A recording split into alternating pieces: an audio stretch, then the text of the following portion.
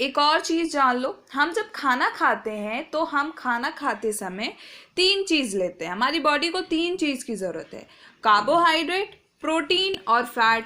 तो जब आप खाना खाते हो तो हम कार्बोहाइड्रेट लेते हैं, प्रोटीन लेते हैं और फैट लेते हैं।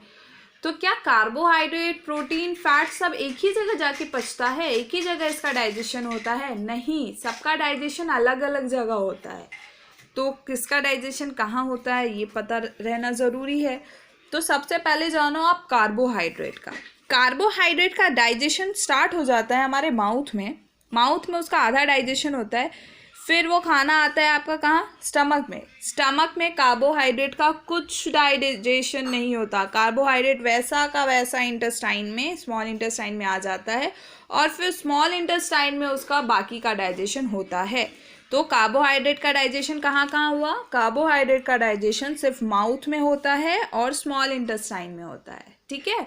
फिर दूसरा आता है आपका प्रोटीन का डाइजेशन हमारा माउथ में नहीं होता। फिर वो खाना माउथ से आ गया कहाँ? स्टमक में हमारा प्रोटीन का डाइजेशन थोड़ा सा होता है। उसके बाद फिर स्मॉल इंटेस्टाइन में बचा हुआ डाइजेशन प्रोटीन का हो जाता है, ठीक है।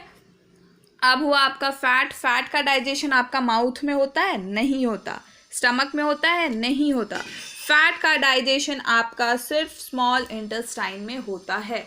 तो ये तीनों का, कार्बोहाइड्रेट, प्रोटीन और फैट का डाइजेशन याद रखना। कार्बोहाइड्रेट का डाइजेशन आपका माउथ और स्मॉल इंटेस्टाइन में होता है। प्रोटीन का डाइजेशन आपका स्टमक और स्मॉल इंटेस्टाइन में होता है और फैट का डाइजेशन आपका सिर्फ और सिर्फ स्मॉल इंटेस्टाइन में होता है। ये चीज़ आप कहीं लिख के रख लो तो ज़्यादा अच्छा होगा।